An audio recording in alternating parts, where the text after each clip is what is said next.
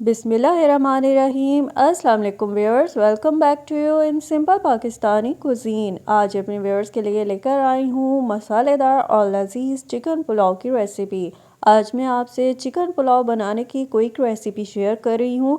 ये रेसिपी किसी भी मौके पे बना सकते हैं जल्दी से, और ये पुलाव इतना मज़ेदार बनता है कि जो भी ये खाएगा आपसे इसकी रेसिपी ज़रूर मांगेगा। तो फिर आज की मेरी इस रेसिपी को स्किप मत कीजिएगा, एंड तक ज़रूर देखिएगा। पसंद आए लाइक और शेयर कीजिएगा, साथ में चैनल को सब्सक्राइब करके सपोर्ट देना मत भूलिएगा। Hey there. Subscribe to my channel. And also press this bell icon. जी व्यूअर, शुरू करती हूँ पुलाव की रेसिपी को। पुलाव पकाने के लिए सबसे पहले बर्तन में डाल रही हूँ 1 प्याली कुकिंग ऑयल। कुकिंग ऑयल को गरम कर लेना है। कुकिंग ऑयल गरम हो जाने पे इसमें डाल रही हूँ 2 अदद कटी हुई प्याज।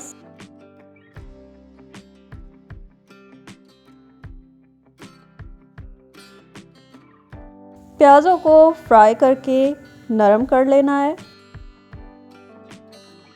जी व्यूअर्स, प्याज को मैंने इतनी देर फ्राई किया है कि ये नरम हो गई है, आप देख सकते हैं। अब मैं शामिल कर रही हूँ 2 पत्ते तेज़पात के, 2 अदद टुकड़े दालचीनी के, 2 बादियान के फूल और साथ में 2 अदद बड़ी इलायची।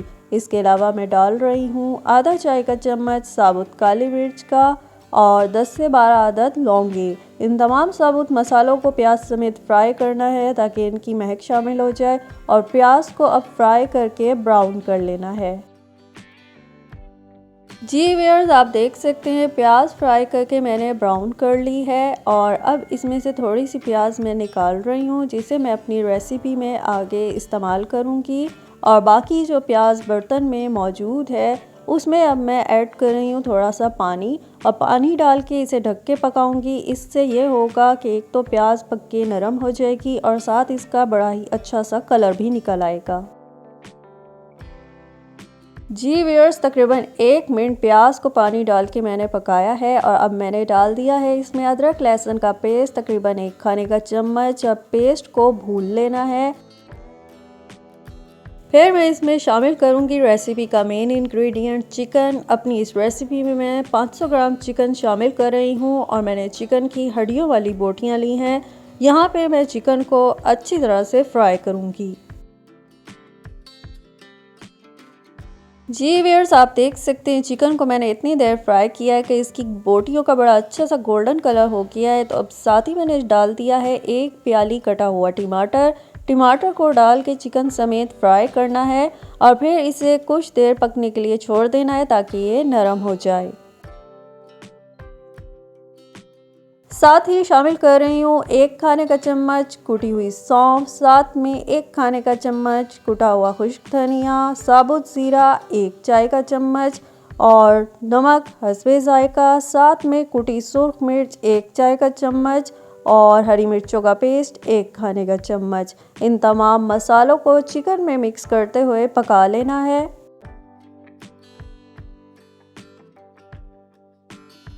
मज़ीद मैं शामिल कर रही हूँ दही, तकरीबन आधी प्याली दही को फेंट के इसमें डाल दिया मैंने, और अब इसकी करनी है भुनाई।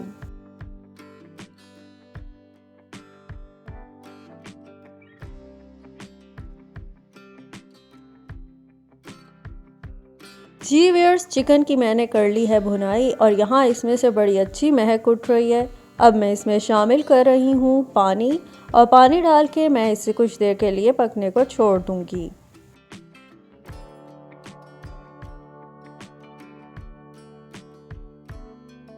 साथ ही मैं दिखाती चलूँ, मैंने लिए हैं अपनी रेसिपी के लिए चावल तकरीबन 500 ग्राम, जिन्हें मैंने धो के कुछ देर के लिए भिगो दिया था। जी व्यूअर्स, पानी डाल के कुछ देर के लिए मैंने इस चिकन को भी पकाया है, और अब मैं इसमें शामिल कर रही हूँ चावल।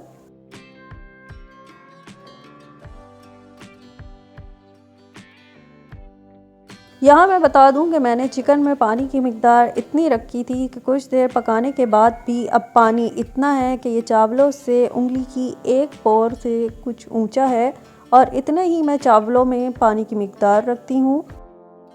جی ویئرز، یہاں پہ آپ دیکھ سکتے ہیں کہ چاولوں کا پانی پک کے خشک ہو گیا ہے، تو اب اس سے دم لگانے کا ٹائم آ گیا ہے، تو اسے ڈھک کے 15 منٹ کے لیے دم پہ چھوڑ دوں گی۔ جی ویئرز، دم لگانے کے بعد یہاں پہ ہمارے بہت ہی عمدہ سے چکن پلاؤ کی ریسیپی ریڈی ہو گئی ہے۔ آپ دیکھ سکتے ہیں کہ پلاؤ کا کتنا اچھا کلر آیا ہے اور چاول کتنے کھلے کھلے ہیں۔ اس میں آپ نے پانی کی مقدار اتنی رکھنی ہے جتنی میں نے آپ کو بتائی ہے، تو چاول اسی طرح سے کھلے کھلے سے بنیں گے۔ پلاؤ ہمارا پرفیکٹلی کوک ہے، تو اس کو میں کرتی ہوں ڈش آؤٹ۔ جی تو ویئرز، آج میں نے شیئر کی آپ سے پلاؤ بنانے کی کوئک اور آسان ریسیپی، اور اس ریسیپی سے تیار ہوتا ہے لذیذ اور مسالے دار چکن پلاؤ۔ پلاؤ کو ڈش آؤٹ کر کے میں نے اس پہ فرائی کی ہوئی پیاز سے گارنشنگ کر دی ہے۔ اور جی، اس ریسیپی کو اب گھر پہ آپ ضرور ٹرائی کیجئے گا، اور ٹرائی کر کے کمنٹ سیکشن میں اپنا فیڈ بیک دینا مت بھولیے گا۔ یہ ریسیپی یقیناً آپ کو بہت زیادہ پسند آئے گی اور آپ اسے ہر بار ہر موقع پہ بنانا چاہیں گے۔ یہ ریسیپی جو ہے پسند آئے لائک اور شیئر کیجئے گا، ساتھ میں چینل کو سبسکرائب کر کے اپنی سپورٹ دینا مت بھولیے گا۔ اس کے علاوہ فیس بک، انسٹاگرام پہ بھی ہمیں لائک اور فالو کیجیے۔ اسی طرح کی مزیدار آسان ریسیپیز آپ کے لیے لاتی رہوں گی۔ اپنا خیال رکھیے گا۔ اللہ حافظ۔